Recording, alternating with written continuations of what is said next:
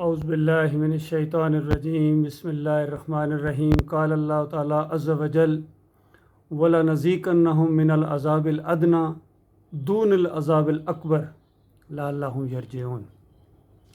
یہ ایک اصولی بات اللہ تعالیٰ نے قرآن میں فرمائی ہے کہ بڑے عذاب سے پہلے ہم ان کے اوپر ہلکے عذاب کے کچوکے لگاتے ہیں تاکہ ہماری طرف رجوع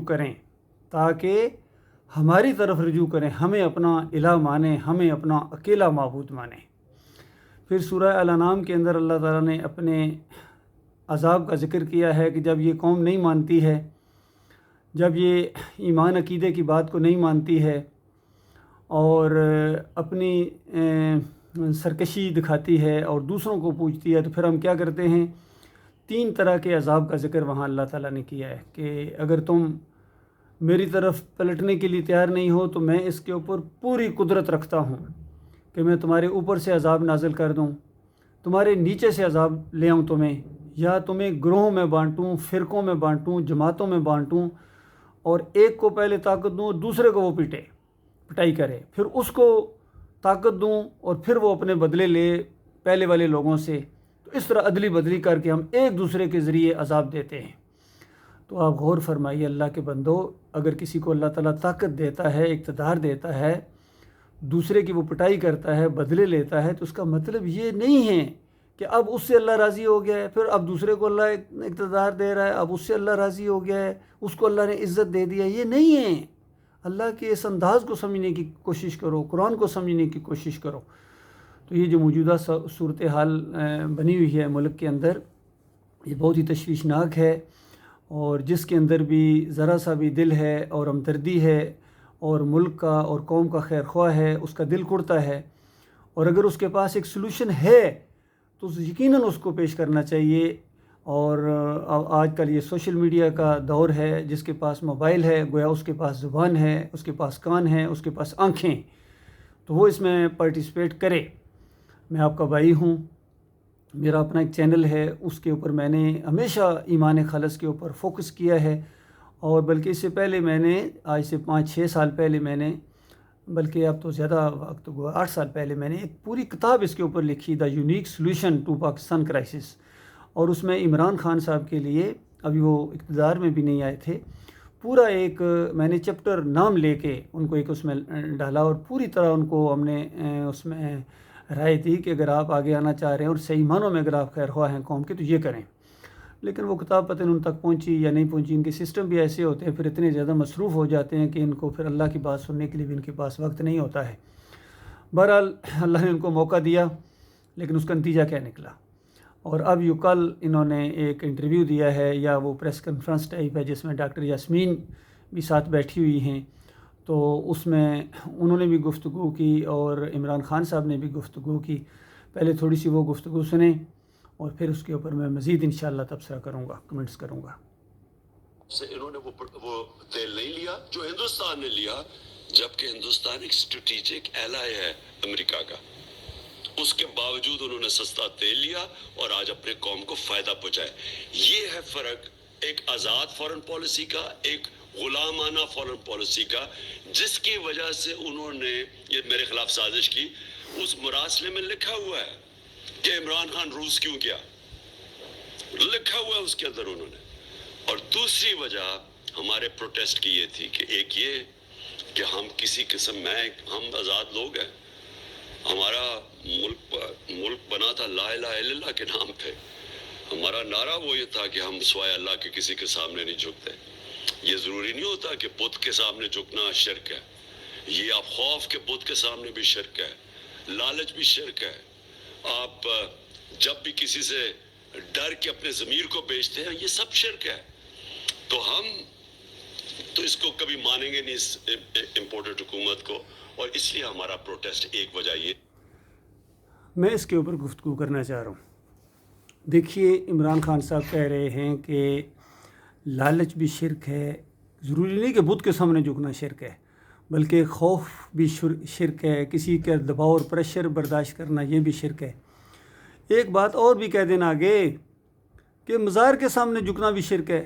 جو اصلی شرک ہے اور بہت بڑا شرک ہے، اور شرک کی بہت بڑی نشانی ہے کہ آپ جب مزار کے سامنے یا بت کے سامنے، مورتی کے سامنے، کسی بھی چیز کے سامنے جب آپ سجدہ کریں گے اللہ کے علاوہ، تو دیکھنے والا فوراً اس نتیجے پر پہنچے گا کہ یہ مسلمان نہیں ہے، یہ یا تو ہندو ہے یا سکھ ہے یا کوئی اور کسی مذہب کے ساتھ اس کا تعلق ہے، اسلام کے ساتھ اس کا کوئی تعلق نہیں ہے، مسلمان برحال یہ نہیں ہے۔ کیوں کہ مسلمان صرف اللہ کے سامنے جھکتا ہے۔ تو اصل میں یہ پرابلم ہے آپ کا، اور اسی وجہ سے آپ کے اوپر، آپ کی پارٹی کے اوپر اللہ کے عذاب کی وہ شکل ہے۔ دیکھیے پہلے 3.5 سال جب آپ اقتدار میں تھے تو انہوں نے بھی سکھ کا سانس نہیں لیا ہے، کتنے جیلوں میں گئے ہیں، کتنے ہیں ان کو باتیں سننا پڑی ہیں، کتنے ہیں ان کو ملک سے بھاگنا پڑا ہے۔ شوق سے تو کوئی نہیں جاتا ہے نا، کسی نہ کسی ڈر کی وجہ سے جاتا ہے، خوف کی وجہ سے جاتا ہے، اور اس کو ڈر ہوتا ہے مجھے جیل میں رکھا جائے گا۔ تو یہ ان کے اوپر اللہ کا عذاب تھا، آپ ان کے اوپر اللہ کا عذاب بن کے آئے تھے۔ جس طرح مجھے ابھی تک یاد ہے، زرداری صاحب سے کسی نے ایک دفعہ پوچھا، مسٹر 10%، یہ جو تم کرتے ہو یہ اللہ سے ڈرو، اللہ کا عذاب آئے گا تمہارے اوپر۔ اس نے کہا میں اللہ کا عذاب بن کے آیا ہوں ان کے اوپر۔ تو اسی انداز سے اللہ اپنے دشمنوں کو مسلط کرتا ہے، اور ہر وہ آدمی جو اللہ کے ساتھ شریک ٹھہراتا ہے وہ اللہ کا دوست نہیں ہے، اللہ کا ولی نہیں ہے، وہ اللہ کا دشمن ہے، اللہ اس کا دشمن ہے، اللہ شرک کا دشمن ہے۔ اور آپ شرک کرنے کے بعد آپ سمجھیں کہ اللہ کی مدد آپ کے ساتھ ہے، کیونکہ آپ ایاک نعبد و ایاک نستعین کہتے ہیں۔ تو بتاؤ یہی کوئی سکھ کہے ایاک نعبد و ایاک نستعین، پھر وہ مورتی کے سامنے جھکے تو اس کا ایاک نعبد و ایاک نستعین کدھر گیا؟ اسی طرح کوئی اگر یہودی یا عیسائی ایاک نعبد و ایاک نستعین کہے، وہ بھی اپنی زبان میں کہتے ہیں گاڈ اور یہ وہ تیری عبادت کرتے ہیں، لیکن ساتھ ساتھ عیسیٰ علیہ السلام کو اللہ کا بیٹا مانتے ہیں، عزیر علیہ السلام کو اللہ کی ذات کا ٹکڑا مانتے ہیں، ان کو پکارتے ہیں اور ان کی وہ سلیب کے سامنے جھکتے ہیں، سجدے کرتے ہیں۔ تو یہ سب کچھ شرک ہے، وہ اللہ کے پیارے نہیں ہیں، اللہ کے دشمن ہیں، بلکہ اللہ نے لعنت ان کے اوپر بھیجی ہے اور لعنت کا اعلان کر دیا آخری نبی محمد صلی اللہ علیہ وآلہ وسلم کے ذریعے، کہ نبی علیہ السلام نے فرمایا لعن اللہ الیہود والنصارى اتخذوا قبور الانبیاء والصالحین مساجدہ، کہ اللہ کی لعنت یہود و نصارہ کے اوپر۔ کیوں؟ انہوں نے اپنے انبیاء اور اپنے صالحین کی قبروں کے اوپر جا کے سجدے کیے تھے۔ تو اللہ تعالیٰ ان سجدے کرنے والوں کو، چاہے یہ صالحین ہوں، ظاہری بات ہے آپ نے اپنی طرف سے نیک آدمی سمجھ کے سجدہ کیا، اور آپ نے بعد میں انٹرویو میں بھی بتایا ہے کہ میں نے وہ جو سجدہ کیا ہے وہ محبت کی وجہ سے کیا ہے، یہ شرک والا نہیں ہے، یہ محبت والا سجدہ ہے، کیونکہ وہ بڑی ہستی تھے اور یہ تھے اور وہ تھے۔ یہ اور بات کتنی بڑی ہستی تھے وہ ان کی کتابیں پڑھنے سے آپ کو پتہ چلے گا۔ یہ تصوف کے اندر جتنا یہ صوفیزم ہے، یہ قرآن کا مقابلہ ہے۔ آپ چونکہ خود بذات خود ایک صوفی ذہنیت ہے، اس وجہ سے آپ کو اچھے لگتے ہیں، جس طرح کی اینک پہنی ہوئی ہے اس کو اسی طرح کا نظر آتا ہے۔ حالانکہ صوفیہ کی کتابیں آپ پڑھیں، عبد القادر جیلانی کی پڑھیں، محی الدین چشتی کی پڑھیں، علی اجویری کی پڑھیں کتابیں، اور مجدد الفسانی کی پڑھیں، فرید الدین گنج شکر کی پڑھیں، تو ان کے اندر بے شمار شرکیہ واقعات ہیں، اور وحدت الوجود، وحدت الشہود، حلول، یہ سارے مشرکانہ عقیدے ان کے اندر موجود ہیں۔ یہ اور بات کہ چونکہ اب آپ اس کو بھی تو شرک نہیں سمجھ رہے ہیں کہ جو آپ نے سجدہ کیا ہے، اور میں نے اپنی آنکھوں سے دیکھا، آپ نے یہاں یا علی مدد کا پٹا بنوایا تھا، آپ اس کو بھی شرک نہیں سمجھ رہے ہیں۔ ظاہری بات ہے عوام کو خوش کرنے کے لیے، ووٹ بینک قائم رکھنے کے لیے یہ ساری چیزیں آپ کرتے ہیں، اگرچہ آپ کہیں بھائی میں دل سے نہیں مانتا ہوں، لیکن ظاہر دیکھا جاتا ہے کہ آپ کر رہے ہیں۔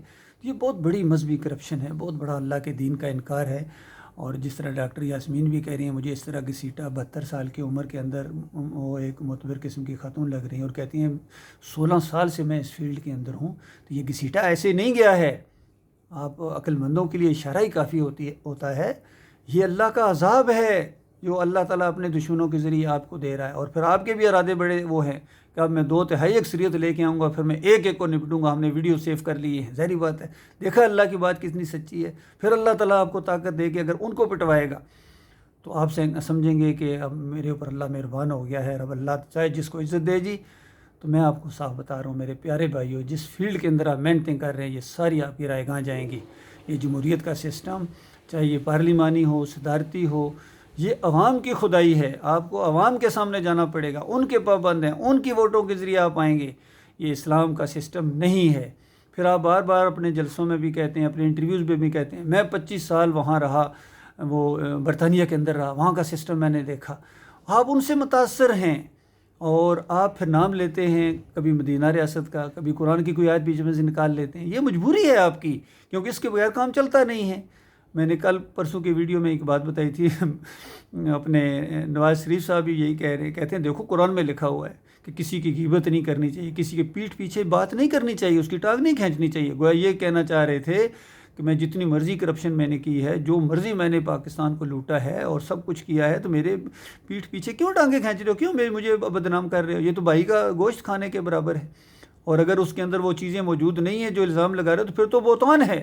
اس طریقے سے وہ یہ ثابت کرنے کی کوشش کر رہے تھے. یہ قرآن سے ان کو کس انداز سے ثابت کرنے کی کوشش کی. یہ سارے کرتے رہتے ہیں. شہباز شریف صاحب بھی قرآن کو استعمال کرتے ہیں، اور فضل الرحمان صاحب نے تو ٹھیکہ لیا ہوا دین کا، اور قرآن تو بس صرف انہی کا ہے، کسی اور کا تو ہے ہی نہیں ہے. چاہے وہ قرآن کے ایک ایک صفحے کا انکار کریں، پہلے آیت کا، پہلے صفحے کا انکار کریں، سورہ فاتحہ کا انکار کریں، ایاک نعبد و ایاک نستعین کا انکار آپ جس طرح کر رہے ہیں. یہ پڑھتے ہیں اور پھر جا کے لیٹ جاتے ہیں، کہتے ہیں اللہ تیری عبادت کرتا ہوں، تجھ سے مدد مانگتا ہوں، میں کسی کے اور کے سامنے نہیں جھکتا ہوں. پھر آپ مزار کے سامنے جھک جاتے ہیں. یہ اس آیت کا انکار ہے.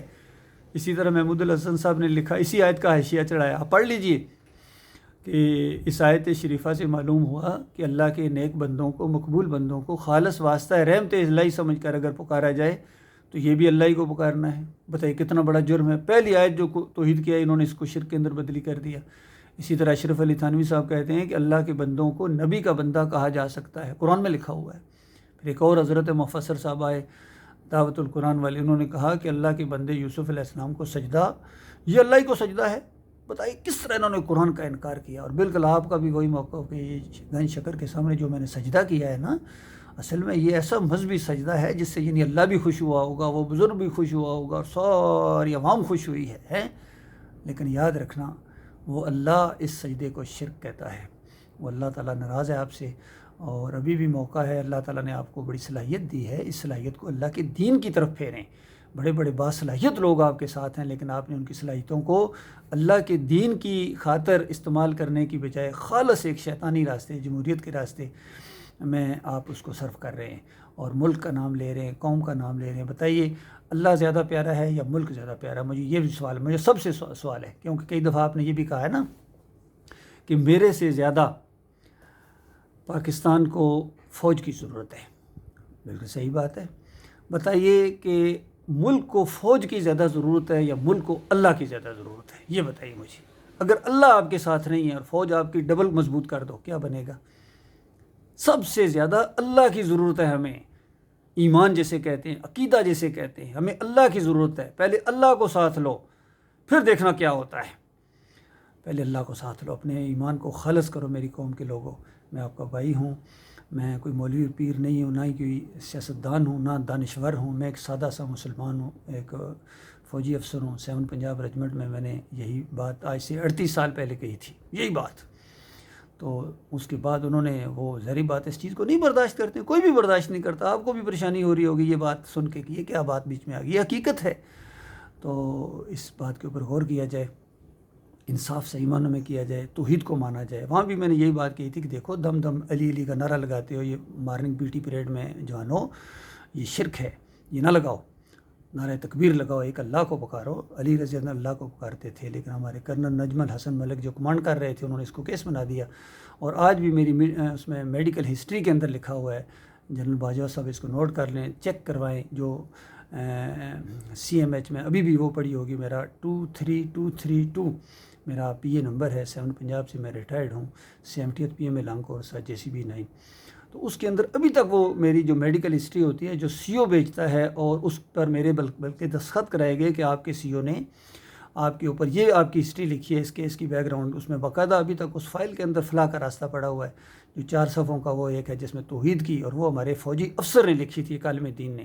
اس کو میں پڑھا جب تو میں اس سے بہت زیادہ متاثر ہوا کہ باقی سچی بات ہے، اللہ کے علاوہ کسی اور کو عالم الغیب سمجھنا، اس کو پکارنا، اس کے رکوع اور سجدے کرنا، یہ تو شرک ہے.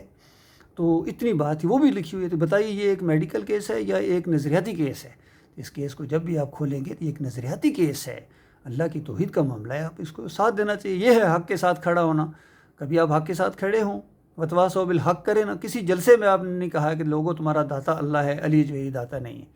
علی رضی اللہ عنہ مشکل کشا نہیں ہیں، اللہ مشکل کشا ہے، اور ان کی نظر و نیاز نہیں ہے 11ویں 12ویں یہ میلاد اور یہ ساری چیزیں، 10 محرم کے کنڈے شربت حلیم نہ گھوٹو، شرک ہے، گھوڑے کی پوجا نہ کرو، ذرا کہے نا کون آپ کو ووٹ دے گا، کرسیاں اٹھا کے ماریں گے آپ کو۔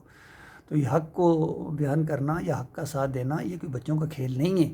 باقی اپنی طرف سے آپ کہتے ہیں یہ حق و باطل کی جنگ ہے، نہیں، یہ دو باطل آپس میں ٹکرا رہے ہیں، یہ آپ کا خالص اقتدار کا آپس میں جھگڑا ہے۔ پاکستان اور ملک کی آزادی کی واقع ہو سکتا ہے آپ آزادی کی جنگ لڑ رہے ہوں، اور بھی قومیں جنگ لڑتی ہیں، پہلے بھی آج سے 75 سال پہلے بھی تو آزادی کی جنگ لڑی گئی تھی، کتنے مرے تھے؟